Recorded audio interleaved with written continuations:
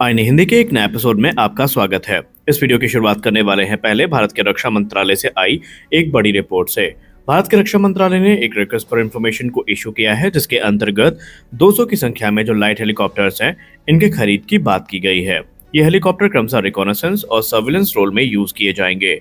200 helicopter में से क्रमशः 120 हेलीकॉप्टर भारतीय थल सेना के लिए तो 80 हेलीकॉप्टर भारतीय वायु सेना के लिए खरीदे जाने हैं। आरएफआई में ये भी एम किया गया है कि जो क्वालिटेटिव रिक्वायरमेंट्स हैं, इनको जल्दी से फाइनलाइज किया जाए और जो प्रोक्योरमेंट कैटेगरी है, पोटेंशियल वेंडर का सिलेक्शन है, उनको भी जल्दी से जल्दी आइडेंटिफाई किया जाए। इसमें इंडियन फर्म्स भी शामिल होंगी, जो कि ओईएम के साथ पार्टनरशिप करके जॉइंट वेंचर को फॉर्म करेंगी और प्रोडक्शन अरेंजमेंट देखेंगी।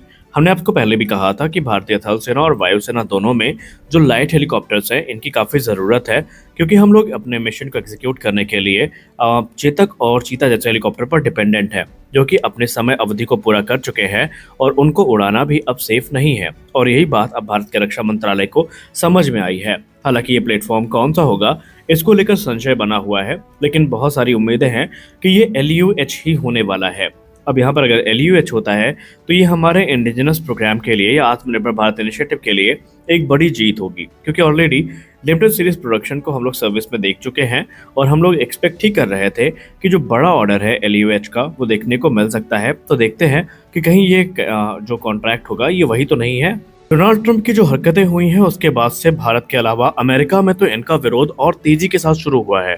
जो ट्रंप के सपोर्टर हैं, अब वही ट्रंप को क्रिटिसाइज करने से बाज नहीं आ रहे हैं और यहाँ तक कि ट्रंप की पार्टी के जो नेता हैं, वह भी ट्रंप के विरोध में बोलना शुरू कर चुके हैं। ट्रंप ने जिस प्रकार अपने पर्सनल गेन्स को देखते हुए भारत पर टैरिफ लगाना शुरू किया है और बड़बोलेपन के चलते उन्होंने भारत को अपना एनिमी मान लिया है, ये चीज़ अमेरिका के लोगों को ही सताने लगी है। और अमेरिका के संसद के कई जो नेता हैं ट्रंप के पार्टी के ही, उन्होंने क्लियर ये कर दिया है कि ट्रंप का भारत के साथ जिस प्रकार का रवैया है, ये अमेरिका पर ही बैकफायर करने वाला है। और जिस इकोनॉमी को लेकर ट्रंप दावा करते हैं कि वो बहुत तेजी के साथ आगे बढ़ेगी, वो बहुत जल्दी और बुरे दिन देखने वाली है।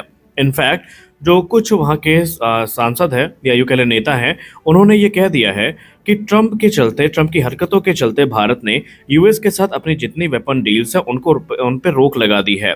और ट्रंप ने जिस प्रकार 50% टैरिफ के बाद भी भारत को धमकी दी है, हमें नहीं लगता कि आगे चल के ये चीज़ें देखने को मिलने वाली हैं।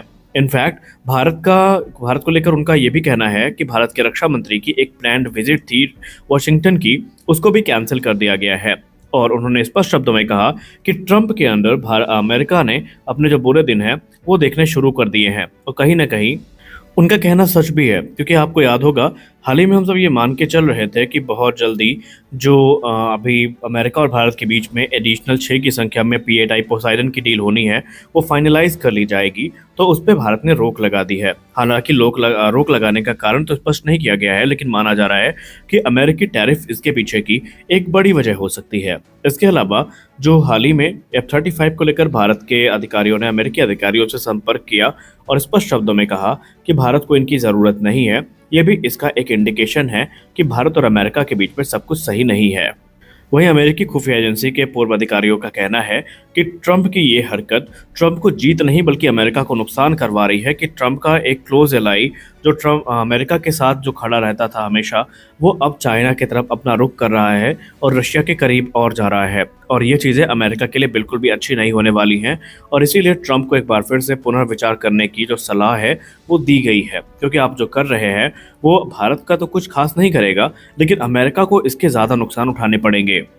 हमने भी परसों एक वीडियो बनाई थी जहां पर हमने आपसे कहा था कि रशियन राष्ट्रपति व्लादिमीर पुतिन का भारत दौरा बहुत महत्वपूर्ण होने वाला है, लेकिन उस समय अनिश्चितता के बादल मंडरा रहे थे कि क्या मौजूदा हालात को देखते हुए भारत उनको इनवाइट करेगा, क्या वो भारत आएंगे।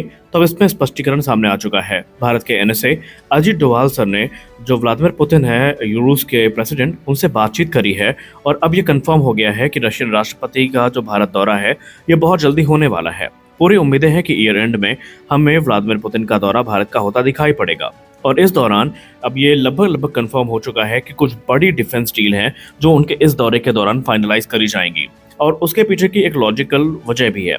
देखिए, आप सबको पता है कि भारतीय वायुसेना को एयरक्राफ्ट की ज़रूरत है और हम इस चीज़ को अवॉइड नहीं कर सकते या इस चीज़ को नज़रअंदाज नहीं कर सकते कि MRFA में कोई खास प्रोग्रेस हुई नहीं है और उसके चलते अब भारत को तत्काल समाधान के तौर पर कोई ना कोई प्लेटफॉर्म तो लेना पड़ेगा। और ऐसे में SU-57 इकलौता ऑप्शन बचा है फिफ्थ जनरेशन फाइटर के तौर पर जो हमारे पास अवेलेबल है, क्योंकि F-35 को भारत ने स्पष्ट शब्दों में मना कर दिया है, जिसका सीधा मतलब ये है कि अब अगर कोई भी फाइटर डील होती है तो या तो वो राफेल की होगी या SU-57 की होगी। अब जाहिर सी बात है, यहाँ पर जो रशियन मीडिया सोर्सेज हैं, खासकर स्पुतनिक, उनकी रिपोर्ट में कहा जा रहा है कि भारत और रूस के बीच में कुछ बड़ी डिफेंस डील हो सकती हैं, और उन बड़ी डिफेंस डील में जाहिर सी बात है राफेल तो नहीं होगा, क्योंकि राफेल रूस नहीं बनाता। तो ऐसे में अब यहाँ पर संभावनाएं 90% के आसपास हैं कि SU-57 भारत आ रहा है। कुछ औपचारिकताएं ही बाकी हैं जो हमें देखनी पड़ेंगी। हालांकि आपको क्या लगता है, क्या भारत को ये प्लेटफॉर्म लेना चाहिए या नहीं?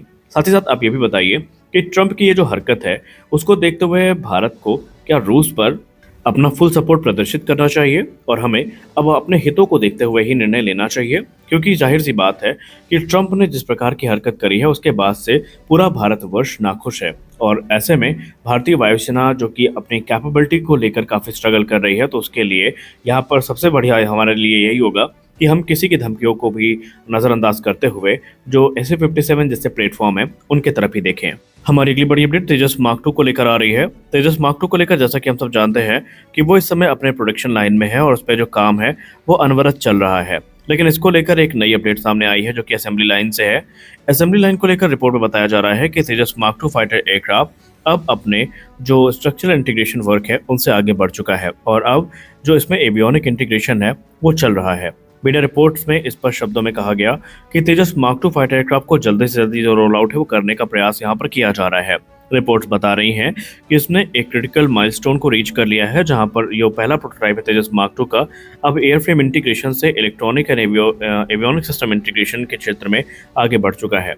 ये एक कॉम्प्लेक्स फेज होने वाला है जहां पर एयरक्राफ्ट में जो एवियोनिक और दूसरे जो सिस्टम्स हैं इनका इंटीग्रेशन किया जाएगा। करेंटली अगर हम बात करें तो जो इलेक्ट्रिकल इंटीग्रेशन वर्क है ये प्रोडक्शन फैसिलिटी में चल रहा है और इसमें जो सिस्टम इंटीग्रेशन है ये बहुत जल्दी शुरू भी हो जाएगा।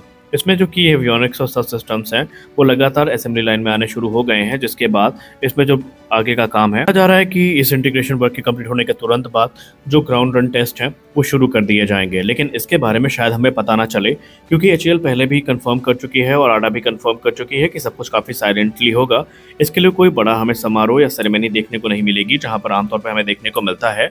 तो यहाँ पर चीज़ें साइलेंटली होने वाली और काफ़ी अच्छा भी है, और हमें जो पहली उड़ान है वो 2026 के शुरुआत में देखने को मिल जाएगी।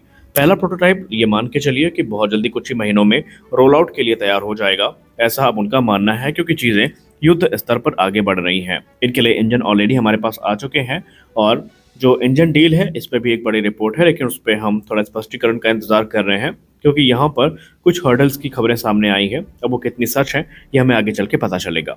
तो इस वीडियो में बस इतना ही। आशा करते हैं वीडियो आपको अच्छी लगी होगी। वीडियो अच्छी लगी वीडियो को लाइक करिए, नए हैं चैनल को सब्सक्राइब करिए। मिलते हैं अगले वीडियो में, तब तक के लिए जय हिंद।